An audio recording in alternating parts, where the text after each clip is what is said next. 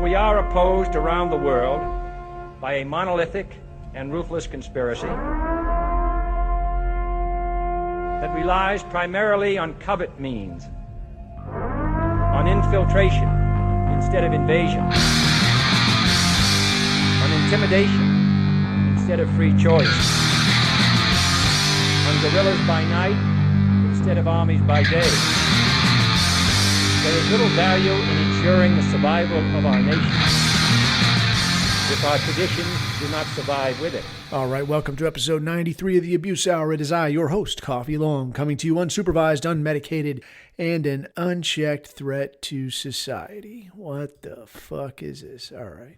So as you can tell, I am coming to you once again from my secret underground lair, where I have been reviewing some news shits and getting some ideas down to put out to you motherfuckers. So yeah, before we get into it, I wanted to pass that true to the meme. I went and had a bacon cheeseburger yesterday. So this is not in keeping with much of a decent diet. I mean, it's not, I don't know. I tried to go to a good place. I went to like a proper restaurant, paid a metric fuck ton for what should have been a good burger. I don't think you can ever really tell what's going on back there, though. I mean, it could be anything. It could be a quality burger. It could be mesquite oils. It could be all this shit. Who the fuck knows, man? But I kicked down, got a decent burger, and if you haven't seen the meme, I'm a big fan of memes, as you might guess. But there's this particular meme, and it's got a picture of a bacon cheeseburger, and it says the bacon cheeseburger is the ultimate white man's food. And the idea there is that the Jew and the Muslim can't eat bacon. The Hindu won't eat the beef. The lactose intolerant will not eat the cheese.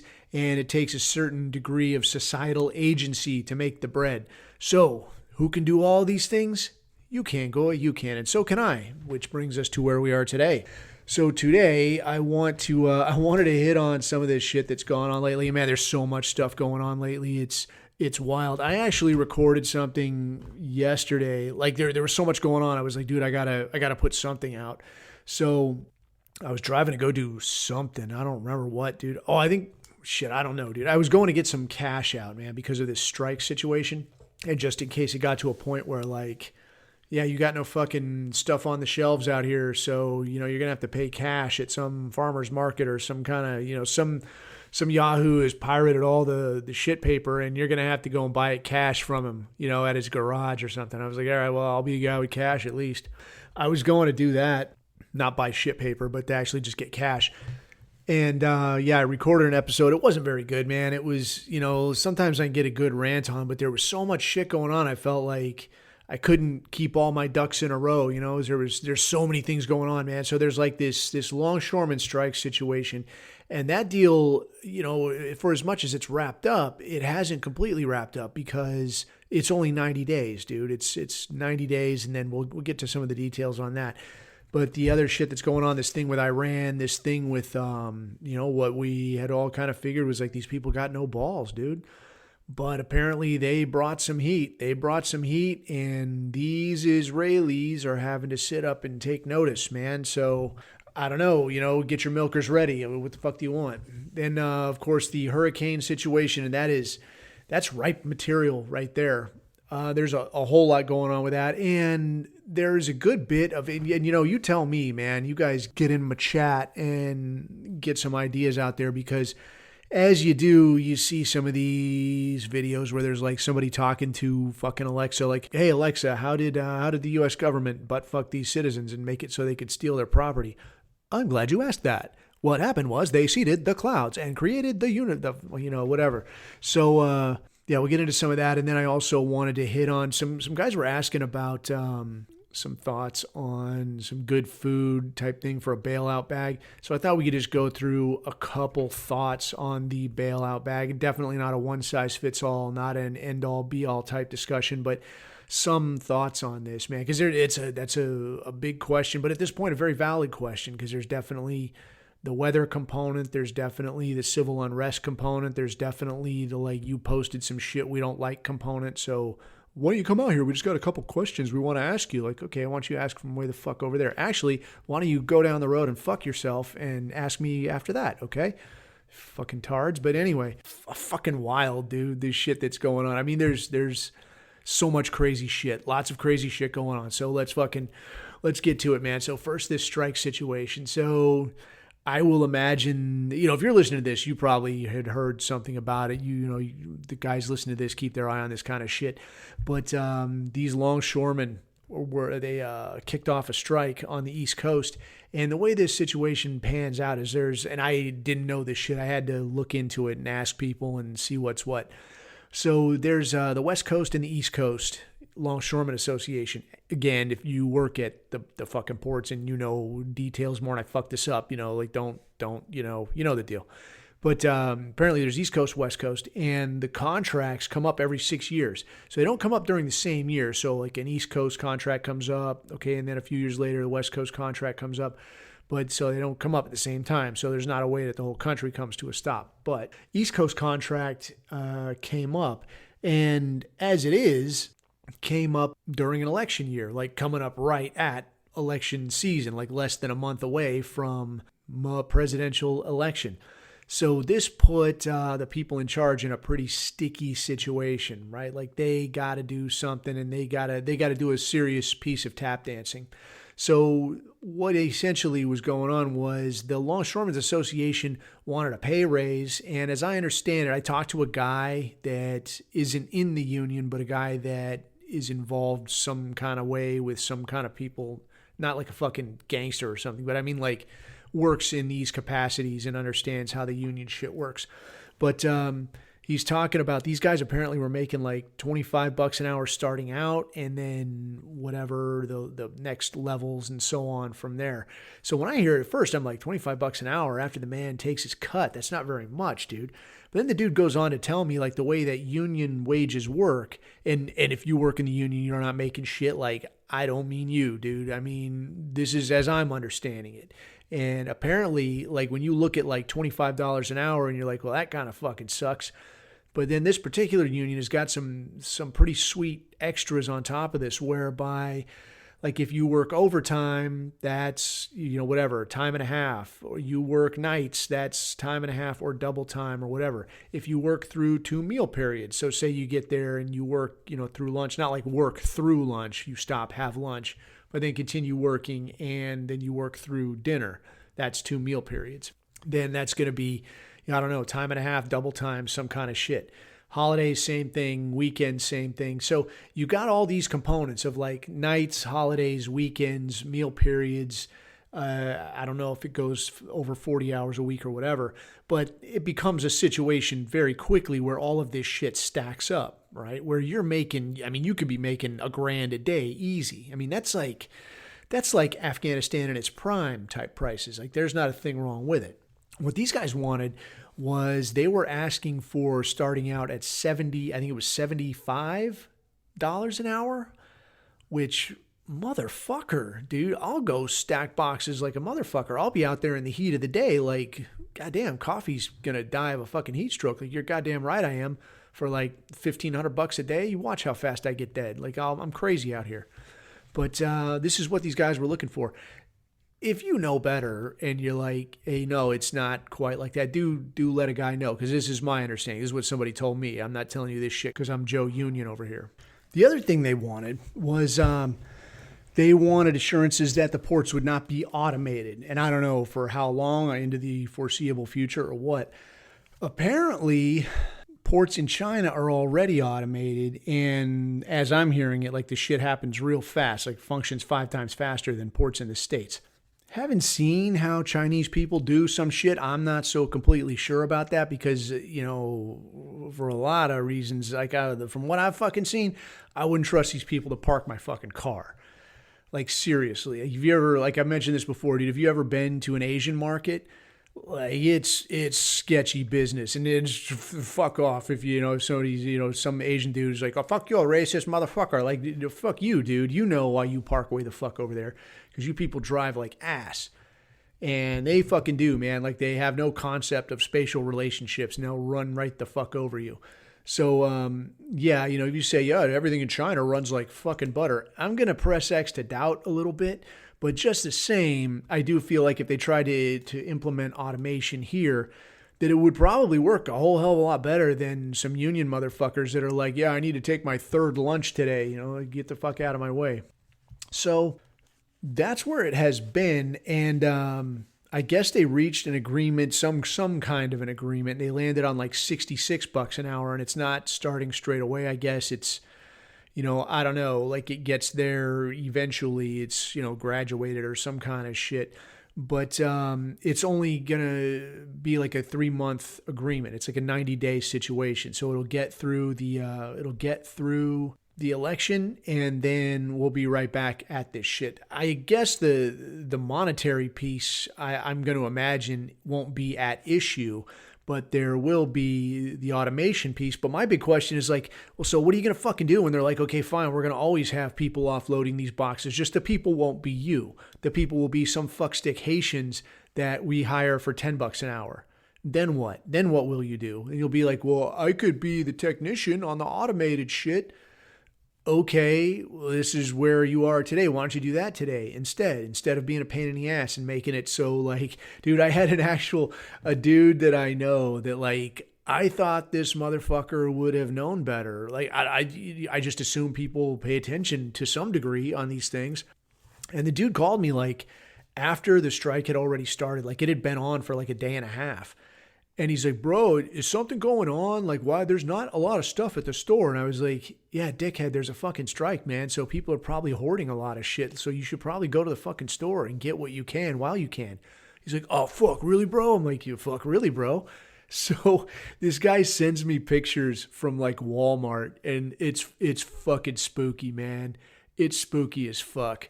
It's like, you've seen like depictions of, like Soviet era type shit, whereas you got like one choice of whatever, fucking tomato soup or whatever.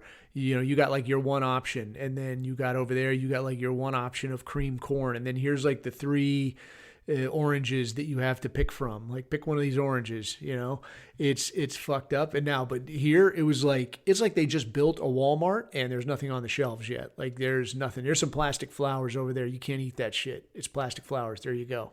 Yeah, he was in bad shape for a minute. He's like, bro, there's nothing here. I'm like, yeah, no shit. He's like, I'm going to have to run a hose up to my bathroom so I can wash my ass. I'm like, what? I don't want to hear that. Don't tell me those things. But anyway, they did get it worked out.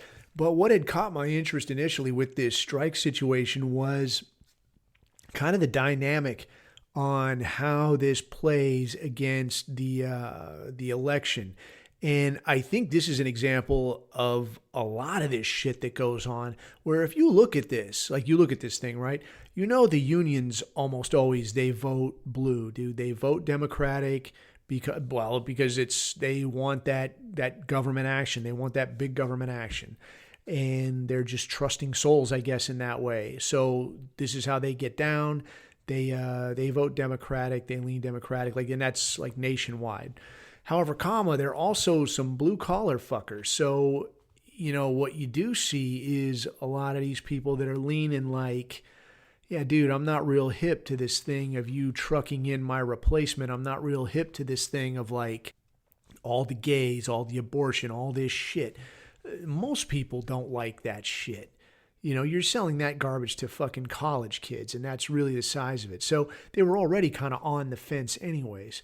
So to add to the mix, there was the option of the Taft-Hartley Act, whereby the government can order these people to go back to work. So like this whole collective bargaining thing, it's a bit of a sticky wicket. And I feel like, I've never had a hand in this. I never worked a union job.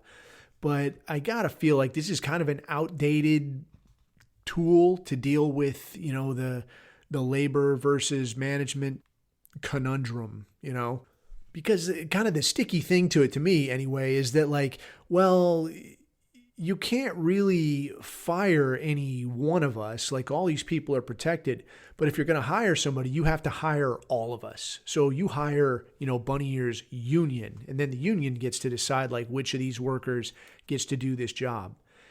And then if somebody fucks up, then it's like, well, I can't just tell that guy, like, yeah, get the fuck out of here. You fucked up. You ran somebody over or something. Like, no, now I got to go to the union. And like, hey, one of your guys, it's kind of fucked up. Oh, yeah, don't worry about that. We'll take care of it. And whatever, put him somewhere else. if, the union doesn't owe you no favors, then maybe you just get shit canned. But I don't know, like maybe you're somebody's cousin, maybe somebody owes you a favor. Now some guy that's running people over keeps having a job when he shouldn't. Tell me that shit doesn't go on. But then the other side of this is that if the Democrats are depending on these union votes, right? But now there's the threat of, well, hey, maybe, these guys are going to come and tell us like, well, you have to go back to work without an agreement. Okay, well, how many votes are you going to lose off that? So the feds really can't say shit. Like they got to watch their step. At the same time, on the other end of this, if say like a Donald Trump has any kind of connection to this union, which reportedly, well, I can't say reportedly because I don't know from how much reporting there actually was. There's some speculation and there's some photo taking. So like, oh, here's Donald Trump with that fucking Daggett guy. So I guess this guy Daggett was the head of the longshoremen's union. And this guy is like, I saw like just a still photo of him and I was like, oh, look at this nice fella. And then I like push play on the video and he's got like a shaved head and this little white goatee and this big fucking gold chain and these fucking Cartier glasses. Like the guy looks like he just signed his fucking NBA contract. He looks like a fucking rap producer or something. And he's like, you watch when my men get out there in the street, you're going to recognize how much you need my union. You're going to recognize we ain't got any food on your shelves. That's what you're going to see. You're not going to see any food. You happy with that? Is that what you want? Yeah, you're going to want to come back to that bargaining table. And everybody's like, this guy's a fucking asshole. And then even like Elon Musk posted a picture of this guy's boat. And he's like, he posted, I don't know what this guy makes, like $900,000 a year or something. And I don't know, like a couple $1 million bonus every time somebody doesn't break somebody's legs or some kind of shit. But apparently the story I was hearing was that this guy beat a racketeering or a RICO charge because the key witness against him got found dead in somebody's trunk. So it's like, yeah, this guy is not your regular Joe businessman, a kindly older fellow just sort of doing his thing for the community. But now if you're a Trump, now you can go to this guy and go, hey man, why don't you just like be kind of a pain in the ass about this and like don't agree to nothing, like stretch this out. Like if you guys strike for a few days, it's going to piss everybody off at those people. And it's going to help me and then you help me and I'll help you. So there's just no telling. When, say, Trump gets in there, like, is there a favor that's owed? Was there any kind of deal like that in the first place? I don't fucking know. I'm just saying, though, it lends the possibility. Yeah, like it does create that perception that, like, man, there's more going on here than just, like, some guys who want to get paid. What I do feel pretty sure about, though, is that whatever happens, there's going to be a lot of people with a lot of money that do okay, and it's probably the guy that's just unloading the boxes that through some permutation of donations and requirements and fees and dues and what have you, that guy's going to keep getting it in the ass. So like, yeah, your pay ain't really going to go up as much as anybody hoped it would. You're just going to keep, doing what you do, and it's going to be everybody else. People with Cartier glasses and gold chains, they end up sitting real nice while you end up sitting there with your dick in your hand. Hooray, hooray. But the thing I found interesting, I guess, by way of comparison on this strike thing was I remember back there was, and I don't remember what it was about. I can't remember the details, but there was some kind of a strike type situation in Russia. And I saw a video, this was like a couple of years ago, and Putin has got these two motherfuckers in his office. And I don't know, like, how bad do you got to fuck up? Because that's a big fucking place. And now somehow you find yourself in the president's office. Like, what the fuck is going on? But he's got these jamokes in there and they're sitting there like whipped children, man. And they're like, oh, fuck, we just fucked up. And he's chewing these guys' asses on fucking camera. And he's like, look, I don't know what is wrong with you. There's people that need things. There's people that got to work. There's people that need whatever it is they provide. And here's you two fighting about this, that, or the other thing. We're going to get this settled right now. I have the contract. It's right there. You're going to sign it and you're going to sign it. Got a problem with that? And they both just sit there like, eh. So he puts it in front of him. He's like, sign that. And the guy signs it. And I mean, like, talk about getting strong-armed, right? And he signs it, and he gives him a little more of an ass chewing, like, I can't believe I have to do this with you people. We're not doing this again. You understand me? And they're like, okay. Give me back my pen. And the guy hands him his pen back. Get out of here. So I was like, damn. So, business is handled. But I mean, you could say like, oh, that's fucking dictatorship. But god damn it, it keeps the fucking trains running on time, right? So I don't know. I mean, I think we've dick danced around enough with this, like, oh, let's all just let the market take its course kind of shit. Like we could really do, I think, with a bit of the strong arm, with a bit of saying like, all right, look, shitheads, this is how it's going to be. I let you fuckers dilly-dally enough. Now we're going to start doing things properly. Good enough? All right. But, who the fuck knows? I mean, we are kind of going that way, except we're going that way where everybody just has to be gay now. Like, you have to be gay. That's the new rule, everybody. Haha. Yeah, enough of that shit. So let's move along to this Iran situation. This Iran and Israel thing, this is tip top, man. This is drama at its best. Like, I'm not even looking for some kind of show to watch, in the 5 minutes downtime that I ever get, man. I go right to Telegram and like, what's going on, man? Who the fuck got bombed? Who got fucked up? Who's talking shit now? It's pretty great, dude. I'm not going to lie. So I'm not going to pretend that you're not somewhat keeping up on this thing, but kind of in the broad strokes. Or if, I'll tell you what, I'm not doing this is my first show thing where like you don't know what's going on or why it's happening. Like you're going to have to listen and get up to speed if this is, you're just catching on to like the Iran-Israel thing, or if you think that like Israel is like a several 100-year-old place, or like they try to sell it like back to hallowed antiquity, like they're walking around here in sandals, riding fucking donkeys, and then one day some Arabs just decided they wanted to fuck around. No, if you think that, there's probably other shows that, some training wheels type material that can get you up to speed. This ain't that. But as it is, man, Iran, where everybody, including me, was talking about these people got no balls, man, no fucking balls at all. They're not going to do shit. They uncorked a whole box of whoop ass and put the fucking wood to these Hebrews, man. Like it was a piece of work to watch. I'll tell you what, it kind of, some things you see, man, like good advertising, I guess, if you will. Like sometimes you see an image and it just kind of sticks with you, or you hear something, it just kind of sticks with you. And some of what I saw in some of these Telegram videos with these people watching the missiles fly over from Iran to Israel, it was, I don't know, I don't want to say moving, but it was iconic, I guess is the word. And I mean, again, dude, like, I don't want none of these motherfuckers living in my neighborhood. Like, don't fucking come here. But I'm watching what's going on there, and I'm like, damn, because I'm never going to say, like, oh, yeah, just bomb fucking kids. Just bomb non-combatants, blow up their fucking buildings. I'm not going to say that's not fucking cool at all. So when I'm seeing this shit, and there's this video of these people out in the street in Gaza, and I mean, these people are fucked up, dude. I mean, it's rubbled. It's rubbled as fuck. And it's like the middle of the night. Their buildings are busted up. It's all these kids out there, like in their dirty ass feet and their broke ass clothes. And there's some people with a limp on, and they're seeing these missiles flying overhead. Like you look right down the street and there's these missiles like sailing. You watch it like at the end of the street, man, and they're sailing across the street and headed for Israel, man. These people are yelling and cheering, and you're like, God damn, dude.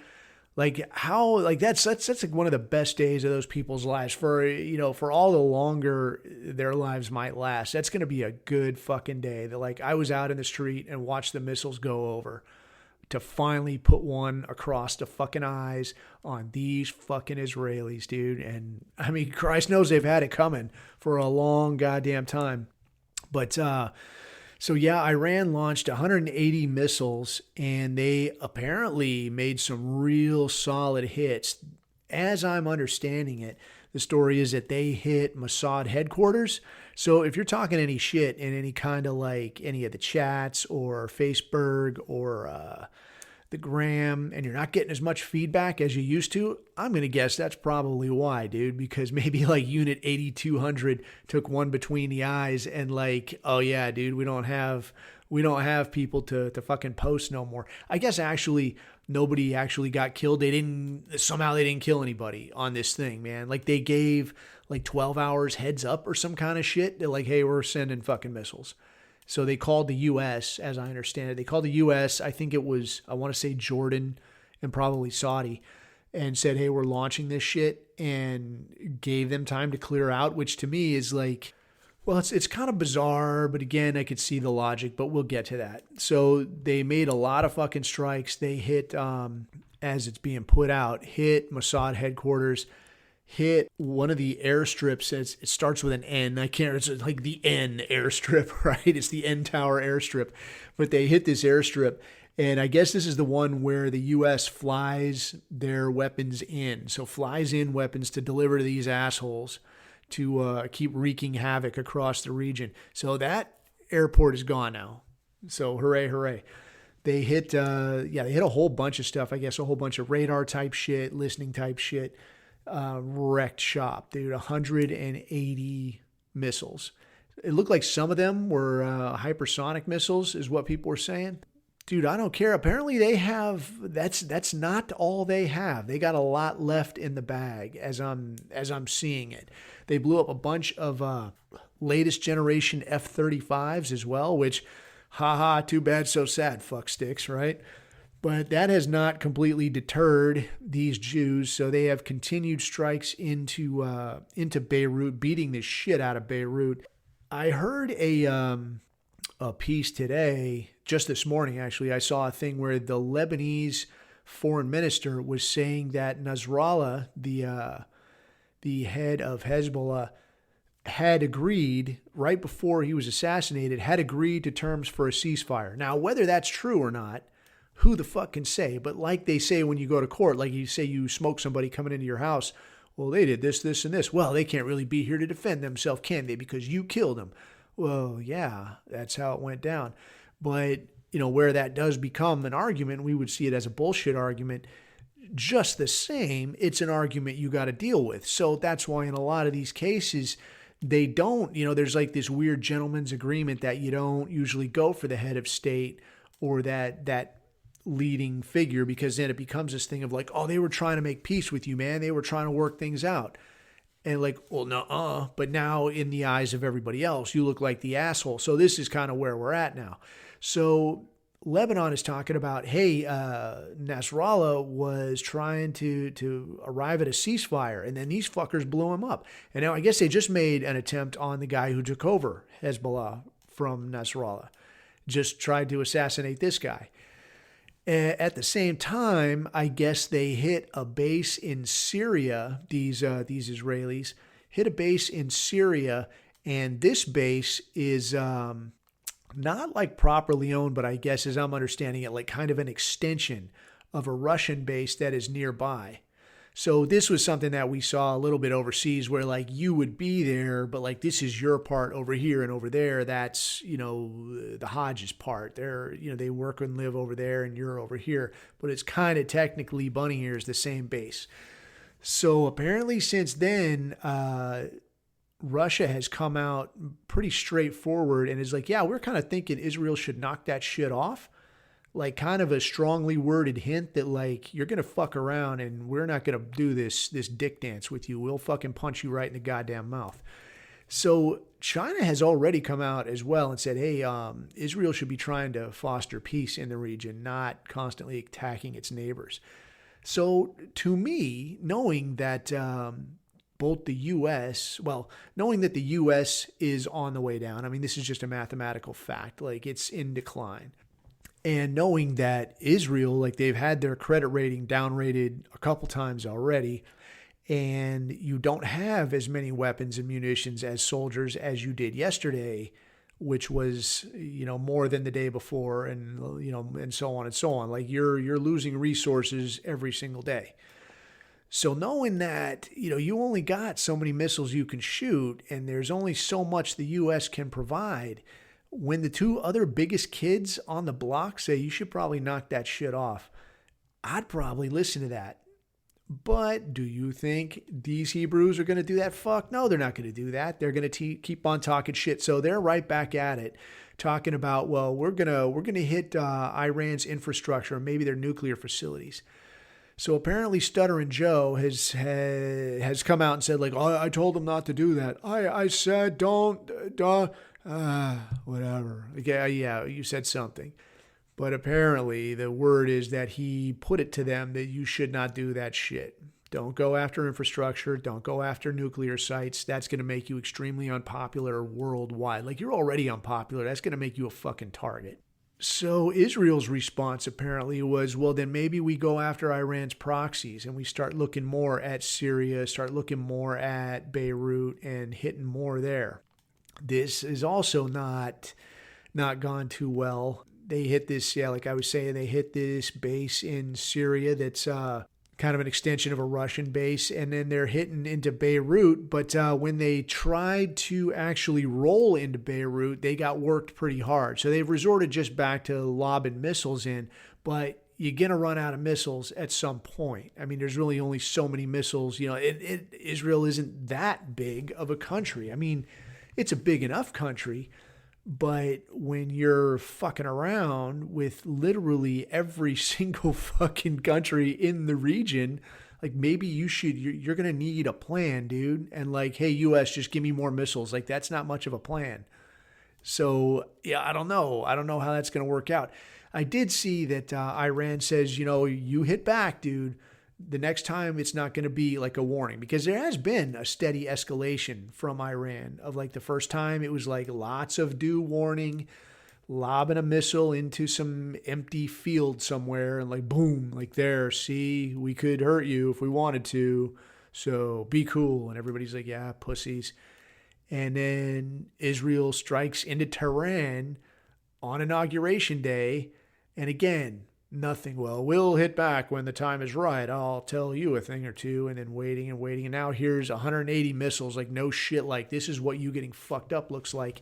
And now here's Israel again. Well, you can't do that to us. And I guess they did this thing where the Secretary General of the UN didn't come out to their satisfaction and condemn this strike against these fucking assholes. So they're like, well, he's persona non grata, which is essentially like, you can't come to our country. We don't recognize you. We don't want you here. Okay, who gives a shit? Like, if you were gonna go to Israel to hang out, like, who the fuck would do that? Like, no, I don't think I will. So most recently, in the shit talking escalation, the IRGC, the Iranian Republican Guard Corps, or whatever, says that, in regards to Israel running on about, we're going to attack their proxies, we're going to attack their infrastructure. They say, we'll target all your energy sources, installations, and refineries and gas fields. So basically, like, they only hit military targets last time, and they didn't target any people. So now they're talking about, if you keep this shit up, you keep fucking around, all right, we will hit you fucking hard in a way that's going to hurt all your people. Like, your citizens. It's going to be energy shit. It's going to be refineries. It's going to be gas fields. You're going to be very, very unhappy. So me, I don't know, man. I don't see, this is the thing, is the way that Iran has escalated has been very progressive, very slow. So when they do hit, it's going to be like, everybody around is going to be like, what the fuck did you expect, dude? You guys keep fucking with them.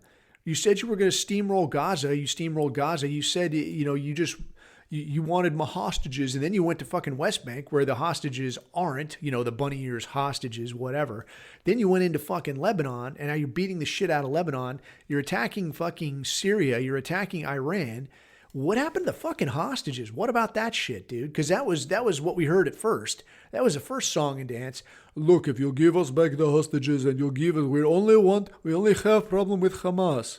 Okay, that's all we want is our hostages, and we want ceasefire. Obviously, this is not the case. Like, these motherfuckers they're going for theirs, man. They're making their run at the top of the totem pole. So I think it is going to come down to like a serious slugfest. And I'm not too fucking stoked because, because the U.S. is, got fucking 2 carrier strike groups over there. I think it's the Lincoln and the Roosevelt is what's over there, I think. And, obviously that's a lot of people that are, dude, be fucking straight. That's a lot of people that are going to get fucked up. All right. Because if this shit goes hot, that's going to be, Iran is going to launch a lot of those fucking missiles. And then you also got those Houthis out there. And the best you can really hope for from like an Egypt or a Jordan or even a Saudi is like that they don't help too much. Because the only reason that like Jordan and Egypt aren't jumping in on any of this shit is because we pay them not to. We pay a fuck ton of money to these assholes to just let Israel do what it wants. We just buy them off. That's why we have so much aid money going to these people. But if the U.S. is going to get its ass kicked too, well then that means I don't get any more money. So why would I stand here and watch this happen? No, man, I'm going to jump in on this. So now you got that to worry about. So it's really a sticky situation, man. And also too, these Houthis, man, these dudes in Yemen, these cats are really punching above their weight. I saw a video of what do you call like an unmanned surface vessel or some shit, like an unmanned boat, exploding boat. Hooray. A video of this thing steering towards a commercial, I think it's an oil tanker. And like the dudes, like they got these little security dudes on there and they're like plinking away at it, trying to hit it. They're not hitting shit. You're like just shooting into the water and they're trying to hit it. They don't hit it. And this thing runs into this boat and like boom, like this big fucking explosion. I was like, God damn. So these guys are really punching above their weight, man. And, it's pretty fucking wild, but it should raise concern if you're on one of these boats in these carrier strike groups that like, it ain't going to take much to send a couple of these unmanned exploding boats out there. And now what? Now where are you going to get help? Because that what do you call it? That resupply ship, the Bighorn, that was assigned, I guess, to the Roosevelt strike group. So this is a boat that provides like the gasoline and some of the resupply shit, the shit that you need to stay alive out there in the middle of fucking water, right? And run like flight ops and shit like this. You're not just going to go out there with everything you need. You're going to have somebody bring shit out to you.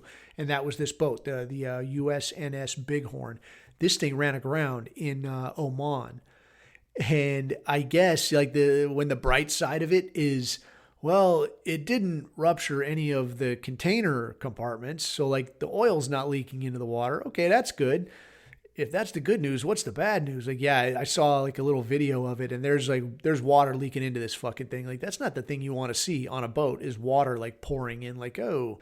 So like we talked about earlier, like you get out there, okay, great, you're out there, man. But now the longer you're out there, it becomes exponentially difficult to stay out there. You start running out of shit. Things start breaking. The mechanisms for supplying you out there start to break down. And now, before long, all you're trying to do is survive. Like you're not out there effectively fighting. You're just trying to stay in one piece.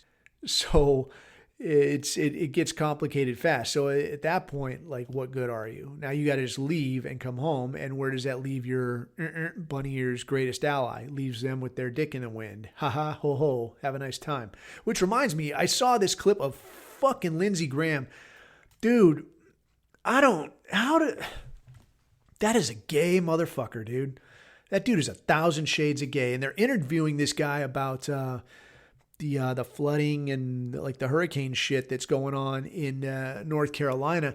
And this guy's, yeah, it's terrible, and down here in South Carolina, we're losing sleep and we're trying to get resources together, but think about how hard it is for our friends in Israel, our allies over there in Israel. Think about what's happening to them.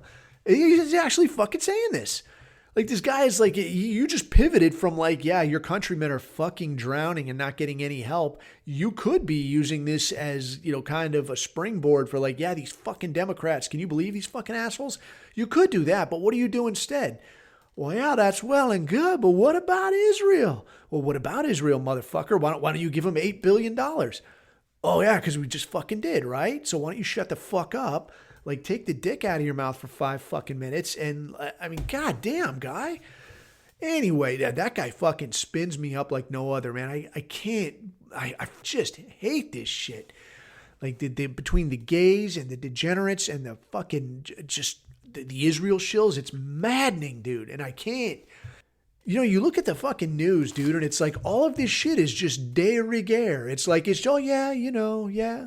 You paid a lot in taxes, bro. Like, you don't really get shit for it. Like, oh, yeah, make sure your suspension is up to date because the road is fucked up.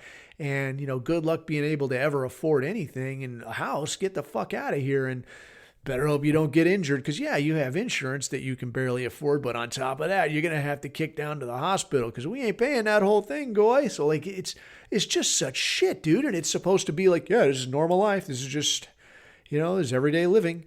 It's fucking crazy. It's maddening.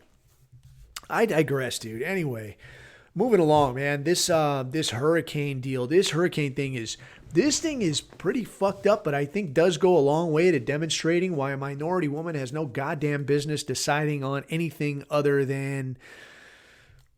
I don't think they should be deciding on anything. I think we'll just leave it right there.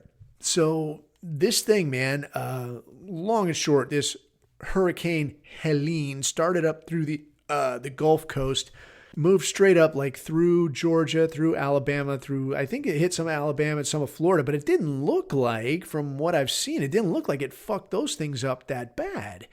And it didn't look like it got too heavy hitting until it got up towards northern South Carolina, western North Carolina, and eastern Tennessee.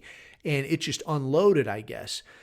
So that's all very weird to me, but long and short, there's towns that ain't there no more. There's something, I think it's a town called, I want to say it was Chimney Rock. Like the entire town is just gone, like off the fucking map. Like, see you later.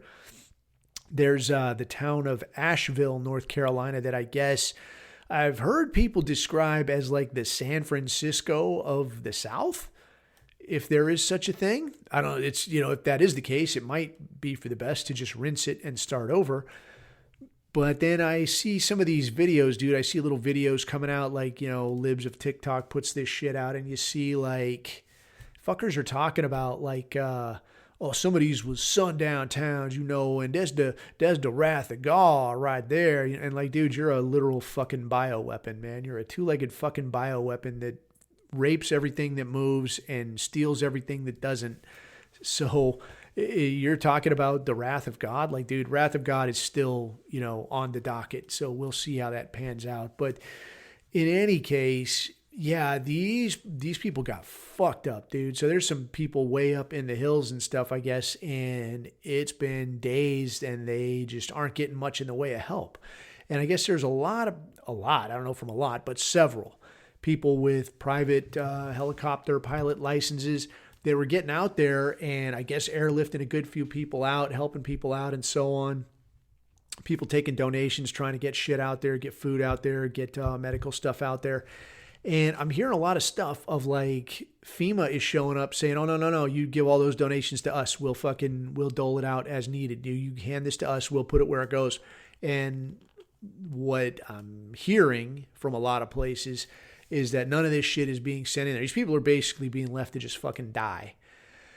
People are being told, like, yeah, you're going to stop flying missions in there trying to get people out. Nobody is going to fly their drones over. None of this shit. You're not going to do any of this shit. And if they had rescue missions going nonstop and like, yeah, we got helicopters running, we got boats running, we got all this shit. I can't have you in here fucking around with drones, crashing helicopters. That would be fair and reasonable. But from what I'm seeing and hearing, it doesn't look like that's what's happening. It looks a lot closer to more like a situation of we're just going to fucking starve these people. Fuck these people. Let them twist. And I would be inclined to question some of that. Like, yeah, maybe it's propaganda. Maybe it's bullshit. Except when I got to look at this other shit where I'm looking at this FEMA thing and it's talking about, yeah, dude, they had, around $1 billion in a budget for FEMA, and they pissed away a huge chunk of it on illegals. Like, they're talking about around $640 million they spent on housing, feeding, and transporting illegals, illegal fucking immigrants, or as they describe it on the FEMA site as non-citizen migrants. So I think it is an interesting point to sort of, I don't know, how can you say, like, specify the difference between immigrant and migrant. So immigrant is more like the idea of you go somewhere and now you're going to live among these people as part of this society and like do your best to fit in. And like, yeah, dude, I'll tell you, like I've talked on here a couple times about like, yeah, maybe, shit gets weird. You got to go somewhere else, got to set up shop somewhere else. In that case, I would be an immigrant. I'm going to go somewhere else. I'm going to learn your language. I'm going to try to fit in here. I'm not going to be a pain in the ass. You got political issues here? That's your fucking problem, dude. I'm just the fucking visiting team. I'm just here to try to stay alive. I'll do the best I can and I'll stay out of the way, but I'm not going to walk around talking about like, yeah, man, I'm just here to make a couple of dollars. And when I'm done with this, or if your place falls on its ass, I'm just going to head back to where I'm from. That would be closer to a migrant. So you can sort of compare that to when you hear about like migratory birds or something, right? So like a bird goes here during this season and then later on it migrates over here for the warm weather and then does whatever. And then in the next season, it migrates back to where it was. It just moves around. All right, it's not ever attached to that place. It's not attached to any of the flora or fauna that's there. It just moves in, it does its thing, and then it moves on. So when you're saying like these are non-citizen migrants, like, yeah, they're not citizens. They're just here, for a while. Maybe they stay, maybe they go. That's really up to them, man. You're just going to fucking pay for them. That's the thing. So to me, I'm like, all right, dude, you're spending this kind of money on these people that are like, let's not fuck around. Like, you know why they're here. They're here because they're cheap fucking labor. That's why. They're here to displace you and make it harder for you to stay alive. Make it so you can't afford to go have a wife, go have a kid, go have a family, go buy a house. You got to move somewhere else. You got to go fucking be a bartender in goddamn Mexico or some kind of shit because you can't afford to get a proper job in the country you were born in. That's why those people are fucking here. All right, so that's what you're spending $640 million on. So now when this hurricane things happen, and now they're talking about like, yeah, well, we're going to take care of those people. We're gonna give them $750. Just like the people in Maui, like you lost everything. These people basically fenced you in so you could fucking burn up. And now, okay, you got out. Here's like your $750 prize. In the meantime, you're burning through all this fucking money. You're providing hotel rooms to fucking illegal immigrants, so they can kind of get their feet on the ground, get set up, and we're going to get out here and make you a proper American, right? So we got you all taken care of, dude. And I actually talked to a libtard about this, man, and the answer I got was like, well, I mean, what amount would satisfy you? I mean, these people have lost everything. I mean, what amount is going to satisfy you people? I'm like, what amount? Like, yeah, obviously, first I said, okay, the government can't just replace everybody's house, but I'll tell you what, as sparsely populated as like Appalachia is, I'm willing to bet that $16 billion could probably come pretty fucking close to replacing everything those people lost. You could repave the roads. You could pay all the workers to put everything in place, rebuild every fucking house, and probably pay those people for the days they missed work. Rebuild every Walmart, rebuild every Chick-fil-A. Is that going to cost $16.7 billion? Just the 16.7 they burned through in the last week? I don't think it will. Maybe throw in the extra 640 million you pissed away on illegals. I bet you could put it together real nice. I bet it would look real good. It'd look just like the real thing. You get the same spray paint on the fucking walls if you want. Like, yeah, there was a fucking thing over here. Yeah, dude, it's just like it was before. Perfect. Right? It's not going to cost no fucking $16 billion. You'll be getting a bargain. But what are we going to do instead? $700. That's what you're going to fucking get. So on the more on like the conspiracy side of it, I had seen some things. I saw a couple videos. Somebody sent me a video that was talking about like, yeah, did you, if you ask Alexa, like, how did that hurricane do that? Or what did the government do to make the hurricane go where it went and do what it did? Because apparently, and I ain't no fucking hurricane expert, but apparently hurricanes don't usually go up that, whatever corridor. They don't usually hit that part of the country, but this one did. And the speculation was that there's a lot of lithium deposits there that people want to get their dick beaters on. So like, yeah, all we got to do is get rid of these people. What's the easiest way to do it? I don't know. Send a fucking hurricane.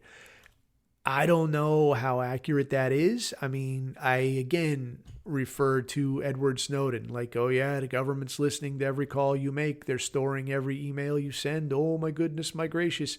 Surprise, surprise, fuckstick, they are, So yeah, that's a very valid concern. So if you hint to me that like, yeah, this is possible. So we know that there is some degree of weather manipulation possible.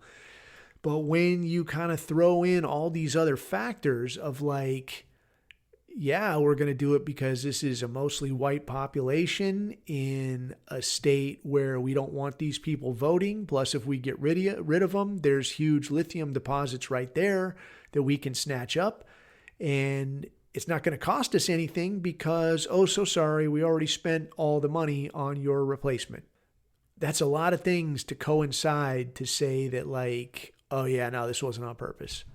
So in that sense, whether I know anything about manipulating weather or not, which I don't, but even not knowing anything about it, I could look at all those little coincidences and say, yeah, I could see where this makes sense.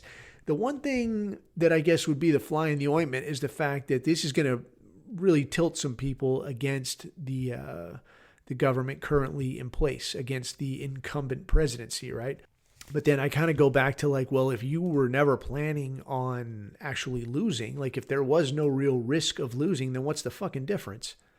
And plus, if there's something crazy that happens during this whole next election, this little situation right now, this strike, like the Iran thing, the billions to Israel and Ukraine, these people drowning in the fucking mountains, you're going to forget all of that shit.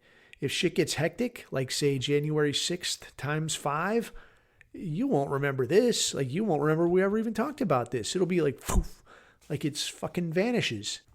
So kind of attached to this hurricane situation, there were some guys in the chat that were throwing some ideas around about like bailout bags and long-lasting food type things. And I'll tell you, man, like, I ain't Mr. Prepper by a fucking stretch, dude. Maybe compared to people that like legit live hand to mouth in like a small apartment somewhere than I am, whatever. But compared to a lot of cats that are out there, like I'm just a guy with a few extra things. But what I'm kind of seeing of late is that you almost kind of have to start looking at like, I got a plan for shit to get weird. And I guess the thing is that there's not really a way to say exactly which direction shit is going to get weird. So like I said before, man, it seems like there's probably going to be something that goes wrong. It's just hard to say at this point, like what direction is that going to go? Like what's going to be the thing that goes wrong? Is it going to be a pallet of bricks dropped off in your neighborhood and then a bunch of Haitians dumped off at the bus stop? Like, okay, that means I need to leave. Is it going to be like, I don't know, a strike 3 or 4 towns over, where, I don't know, some shit burns down, or it's best to just hunker down and wait for shit to pass? I don't know. It's hard to fucking say. Is the state that you're in going to come with a bunch of crazy ass gun laws? Or are they going to make it illegal to be a white dude? In that case, I would haul ass yesterday. Like you just can't tell what's going to come down the pipe. So in terms of like bailout bag and food, like food that you could store either to eat at your house or food that you would want to take on the run, there's a few considerations there. So one, I guess the way I would start thinking of it is what's my situation? Like you got like your version where you stay and your version where you go. All right. So there's like the bailout and the bail in, as some dudes call it. So talking first about the situation of staying in place, like where you are, the best way that I had heard to look at this is like when you go to the store, you just pick up a little extra of the shit that you usually get. And talking here about shit that will stay for a little while. So things like cereals, things like oatmeal that's in its own little vacuum sealed bag. And I'll tell you something about these bags too, man. When they vacuum seal this shit, like how you get like a bag of chips or something, right? And it could sit there for a fucking week. But then it's when you open it, that's when like a few days later, they're like clang. Now they're like stale, right? That's because the air that's in there, it's not air. It's like a higher content of nitrogen. So that's the reason that it doesn't go wrong in the bag. And it's the same thing with a lot of these cereals and this kind of shit. There's not the oxygen. There's not the higher oxygen content in there that's going to let it go bad. So a lot of this shit, like you get some oatmeal or something and you leave it in that fucking bag or in that sealed container or something, then it's going to keep in there a good long while. It's still got an expiration date on the outside. If you keep it closed, a lot of times it can go well past that. I would, looking at stuff that you pick up, I would try things out individually, like right when you got it, like write down on the package, like with a magic marker. So like the shit that I got stuff stored in, I got like a magic marker right there. So when I get it, I just write on there like what month and year I got it and then I throw it in there. So now I'd go and check it once in a while, and I look at like what's coming up on, what's almost to expiration, what's a little bit past expiration. I just take that shit out. I go use it tomorrow. And now the stuff that I just got, I put up there, in place of the stuff I just took. I ain't doing this with everything. All right. Like I don't have like an entire monster pantry somewhere with, a ton of stuff, but like a few things, enough to keep you up and running for maybe a month or so if you can. All right. That's not that much of an ask. So in that way, you got like a good store of food where you could just stay where you are and get by for a while. This also means that you got to have a way to cook. You got to have a way to prepare some things, all that kind of shit. So whether that means wood, whether that means gas, whatever the fuck that means to you. All right. If that means you got like some kind of pedal power electricity generator and you're going to use that to power a microwave, do that shit, but have that shit set up. And you got to test fire this shit. You got to test fire this kind of shit before you put it in play. Like don't find yourself doing something for the first time when it's, oh fuck time. That never works out well. All right.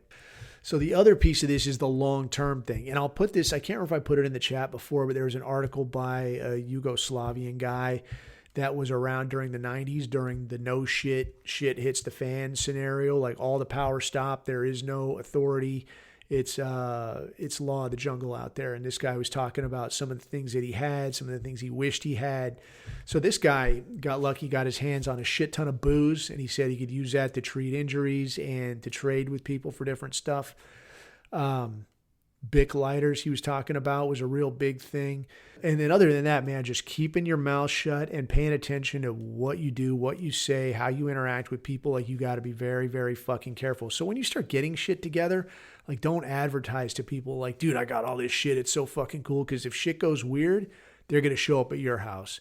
And sometimes it might be like, bro, I just need a little help. I just need some aspirin, or I just need some whatever the fuck, dude. Antibiotics. My kid's got an ear infection or whatever the fuck. They show up asking for something small.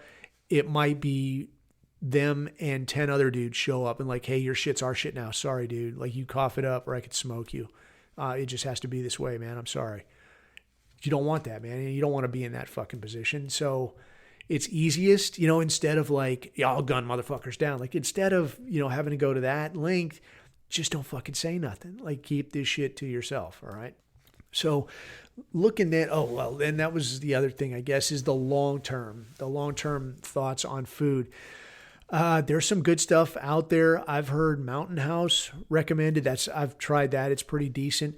What you got to keep in mind is that a lot of these infinite storage type foods, they're like nothing stores infinitely, but a lot of them, they're not as many servings as they say, and you gotta have some fucking water either to prepare it or to metabolize this shit. Because like an MRE, you will shit cement for a week, dude, if you're not properly hydrated. You do not want it. The other thing about that on MREs, like these things, they do work good and they do keep a really long time, and there are a lot of calories in those things. So that's cool. The other thing about that though is that like these are not delicious, dude. And me personally, like whatever that preservative that's in them, it gives me a fucking monster of a headache, dude. Like I don't know what it is or why it is, or if I got like some kind of mystery allergy with MRE additives, but whenever I would have that shit, it's like crack, like you're going to know it, dude. Like this is going to suck real bad. It's like, all right, fuck, here we go. So for me, I would usually try to bring other shit like beef jerky, dried fruit, salami would keep pretty good. You got to keep it kind of cool though. But if you keep it in that fucking wrapper, like the big ass, like whack somebody on the melon with a fucking salami thing in that paper fucking wrapper it comes in, it'll last a pretty decent while. So something like that, you could use, like if you got to walk it off. And that's kind of what I was aiming at with like the bailout bag type thing. So I don't want to get too far in the weeds on anything and everything I would ever put in a bailout bag.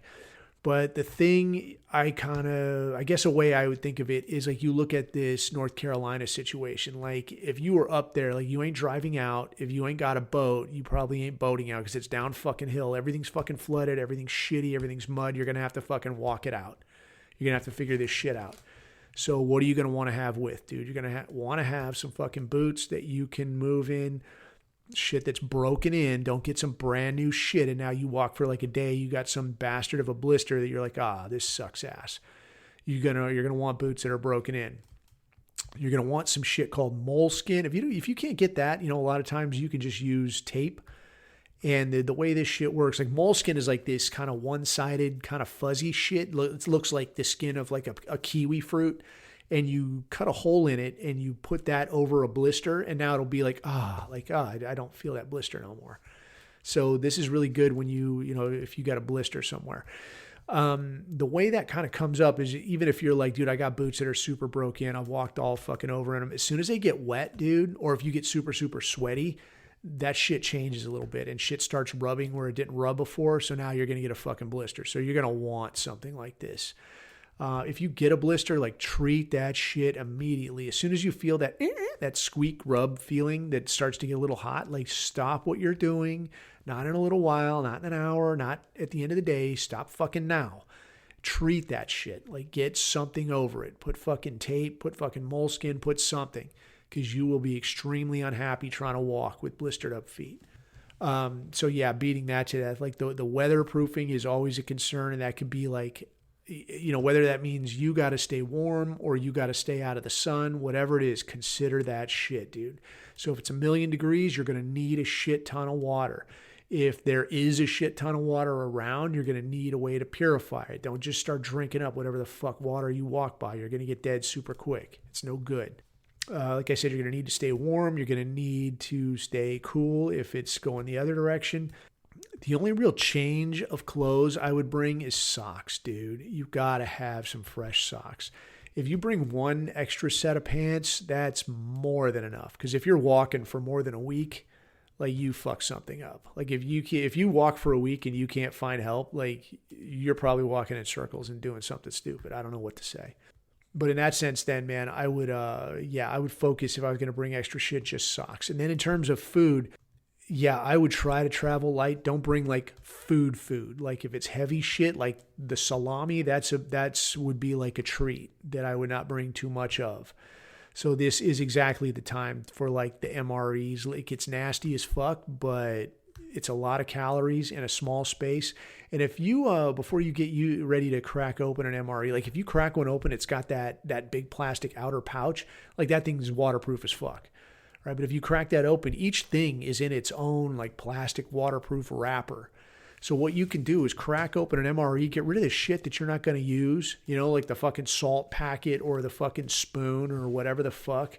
All right, like have a spoon. Use one fucking spoon, the racing spoon. All right, dude. Everybody used to have one of those. It's the damnedest thing, man. It was in this book called Bravo 20 about an SAS patrol. They got fucked up pretty bad during Desert Storm. And one of the things they were talking about was this thing they called the racing spoon. And dudes would have a spoon like rigged to their gear. So if they ever saw something they could get a bite of, they could just like zing, like pull out their spoon and like, get over there and get a bite of it.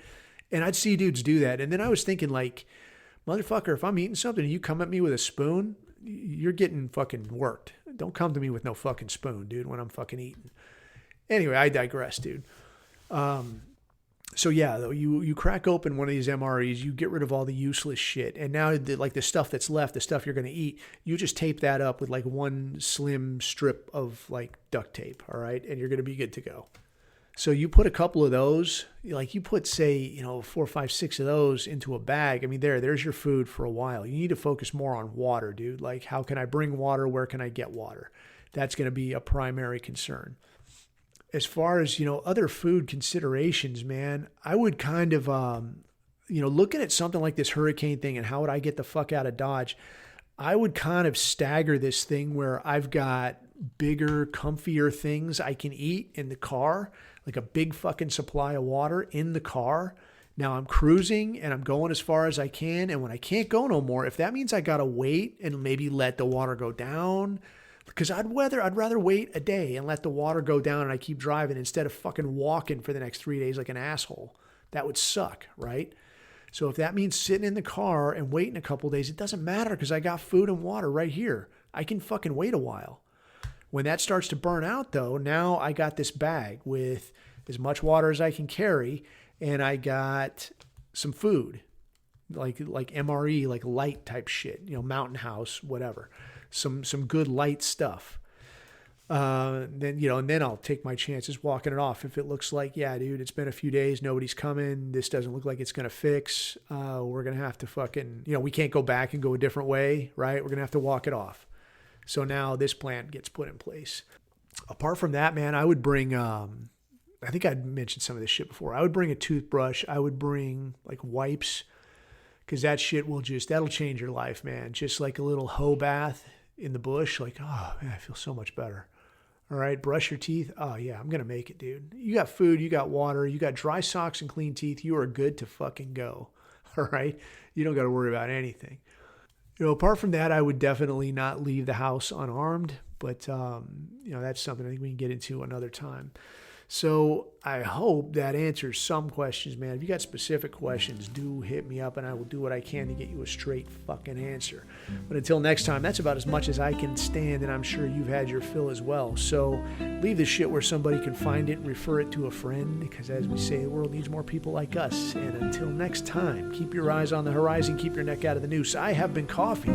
These are my takes.